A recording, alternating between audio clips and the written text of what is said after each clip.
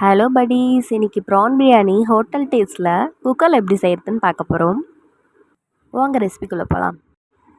நல்லா வாஷ் பண்ணி வச்சுருக்க ப்ரானில் காரத்தூள் கொஞ்சம், உப்பு கொஞ்சம் போட்டு நல்லா பரட்டி ஊற வச்சு எடுத்துக்கலாம். அடுத்ததாக அடுப்பில் குக்கரை வச்சுட்டு நல்லா ஹீட் ஆனதுக்கப்புறம் ஆயில் சேர்த்துக்கலாம். அடுத்து 2 துண்டு பட்டை, 5 கிராம்பு, 2 அன்னாசிப்பூ, 3 ஏலக்காய் எடுத்திருக்கேன். இதையும் சேர்த்துக்கலாம். இது கொஞ்சம் பொரிஞ்சு வந்ததுக்கப்புறம் 3 மீடியம் சைஸ் வெங்காயம் கட் பண்ணி வச்சுருக்கேன். அதையும் சேர்த்து நல்லா வதக்கிக்கலாம்.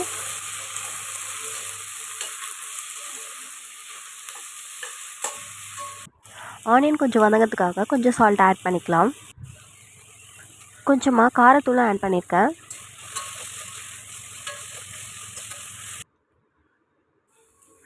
ரெண்டு பச்சை மிளகாய் ஆட் பண்ணிக்கலாம். ஆனியன் நல்லா பொன்னிறமாக வதங்கிறதுக்கப்புறம் நம்ம இப்போ இஞ்சி பூண்டு பேஸ்ட் 2 ஸ்பூன் அளவுக்கு சேர்த்துக்கலாம்.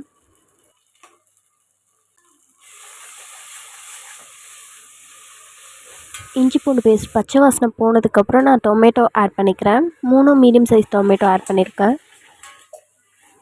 ஆனியன் டொமேட்டோ நல்லா வதங்கி வந்தால் தான் பிரியாணி ரொம்பவே டேஸ்ட்டாக இருக்கும். இப்போது டொமேட்டோ நல்லா எண்ணெய் பிரிஞ்சு வந்ததுக்கப்புறம் நம்ம புதினா கொத்தமல்லி ஆட் பண்ணிக்கலாம்.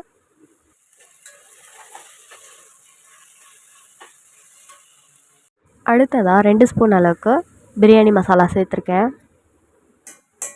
நல்லா வதக்கிட்டு இப்போ நம்ம ப்ரான் ஆட் பண்ணிக்கலாம்.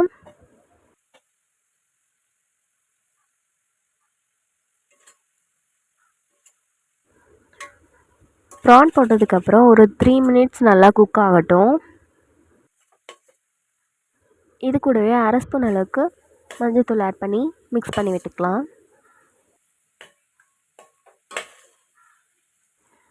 அடுத்ததாக நம்ம தண்ணி தான் சேர்க்க போகிறோம். தண்ணி மெஷர்மெண்ட் எப்படி எடுத்துருக்கேன்னா, 1 டம்ளர் ரைஸுக்கு 1.5 டம்ளர் தண்ணி அந்த அளவுக்கு எடுத்திருக்கேன். சுட தண்ணி ஆட் பண்ணியிருக்கேன்.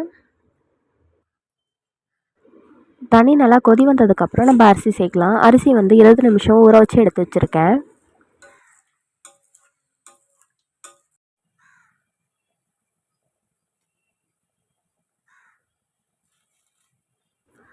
இப்போது ஊற வச்ச பாஸ்மதி ரைஸை சேர்த்துக்கலாம்.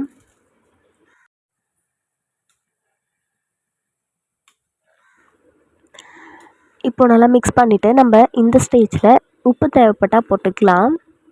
உப்பு காரம் தேவைப்பட்டால் நீங்கள் இந்த ஸ்டேஜில் சேர்த்துக்கலாம். உப்பு கொஞ்சம் கூடுதலாக இருக்க மாதிரி இருக்கணும். அப்போ தான் ரைஸ் வெந்த உடனே கரெக்டாக இருக்கும்.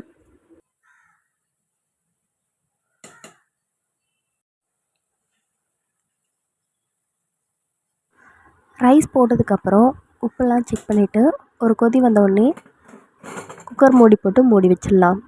ஒரு விசில் விட்டு எடுத்துக்கலாம். அவ்வளோதாங்க, சுட சுட ப்ரான் பிரியாணி ரெடி ஆகிடுச்சு.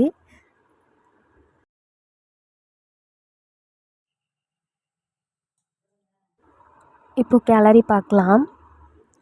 பாருங்கள், பொல பொலன்னு சூப்பராக வந்திருக்கு. தண்ணி கரெக்டான அளவு சேர்த்துருக்கோம்.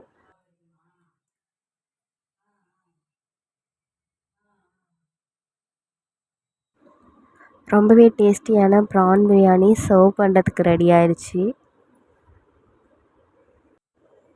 இதை நீங்கள் கார்னிஷ் பண்ணிக்கலாம். ப்ரானும் சூப்பராக வெந்து வந்திருக்கு. ஸ்மெல்லே சூப்பராக இருக்குது.